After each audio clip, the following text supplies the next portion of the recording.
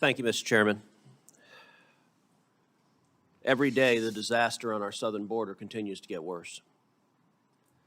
This disaster is a true humanitarian crisis, and it is the result of deliberate political decisions by Joe Biden and Kamala Harris that have inflicted unspeakable horrors on millions of illegal immigrants. 6.6 million illegal immigrants have crossed illegally into this country since Joe Biden became president. And it is, in particular, done enormous damage to children. We're here today because the Biden administration has utterly failed. It has failed to secure the border, and it has encouraged parents to send their minor alien children on a dangerous trip to the United States unaccompanied. And it's failed to protect these children after they were let into the United States. The Democrats running this committee have also failed, as we're holding a hearing to discuss the issues facing HHS's placement of unaccompanied minors. But we don't even have a single official from HHS here to answer our questions. Javier Becerra should be sitting right in the middle of this panel, under oath, being forced to answer difficult questions about his absolute dereliction of duty when it comes to caring for these kids. But the Democrat leadership of this committee doesn't want Secretary Becerra to face those hard questions because it would reveal his utter negligence and the children who are being harmed as a result. And so the absence of HHS is not an accident. It's not an omission they just forgot. It's a deliberate decision. Let's protect the Biden administration from accountability. And concomitant with that decision is a decision to say the children being harmed are not important enough to the Democrat senators on this committee to overcome their partisan desire to play politics and protect the Biden administration from the consequences of their own failure. Take a look at this image. This image was captured from a video shot in El Paso on March 24th, 2023. Where a smuggler abandons a one-year-old child, a Guatemalan boy, on the riverbank. This one-year-old child has now entered the unaccompanied minor alien child system currently administered by the Biden Health and Human Services. According to the Department of Health and Human Services, approximately 127,000 unaccompanied minors entered the United States during fiscal year 2022. So 1 year, 127,000 kids, all alone. 2021, again, according to HHS, 107,686 unaccompanied minors entered the United States. Compare that to the last year of the Trump presidency, where that number was approximately 30,000. A 7-year low.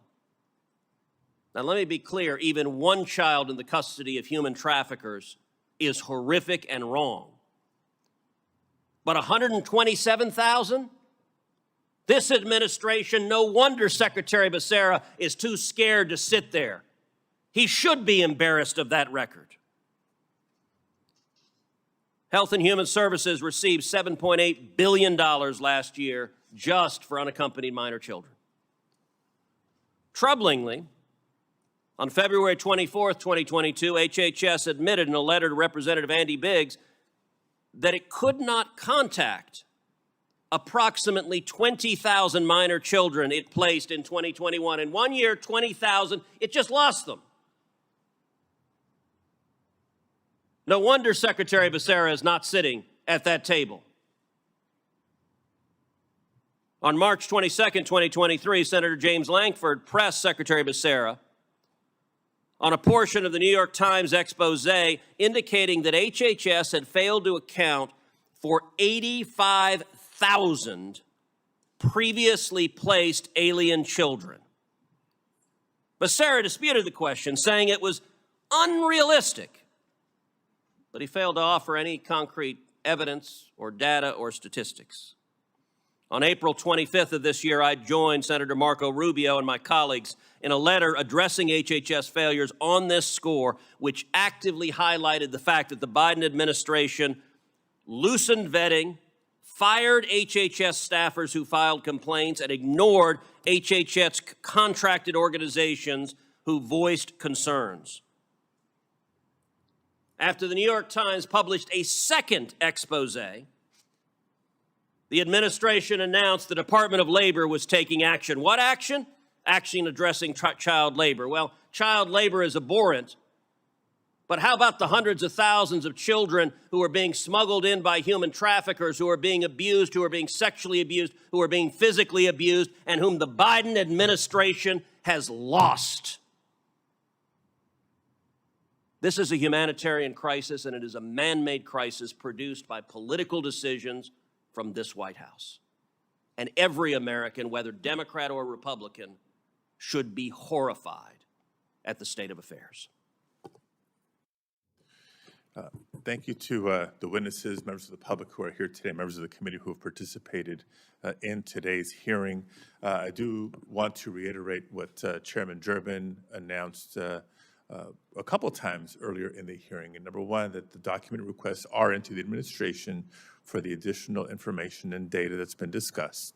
Also, that there will be additional hearings on this topic in this committee, including one with government representatives.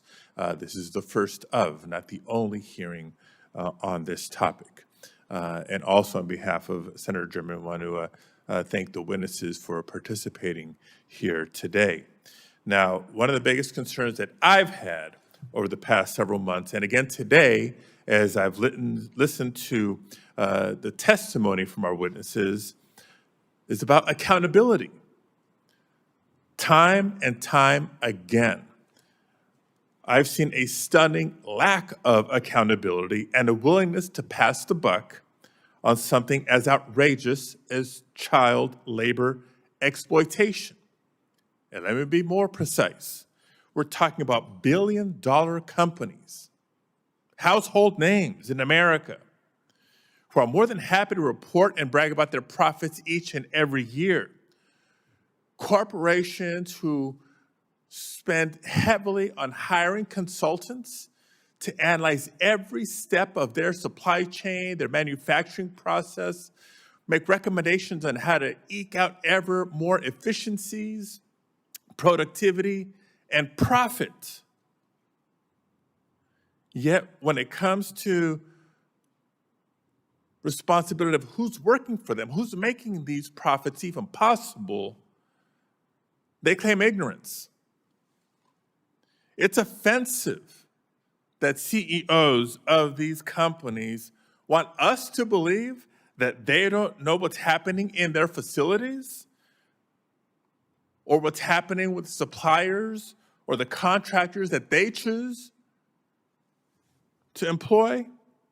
It's a shock to the conscience, and there's no longer room for ambiguity for who's at fault.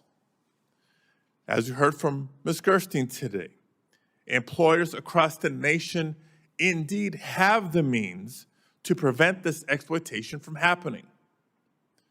But all too often, their choice to look away has become more profitable, and those profits have become their priority. We must enforce the laws to hold these employers accountable and ensure that our federal agencies are working together to better protect these children, all children.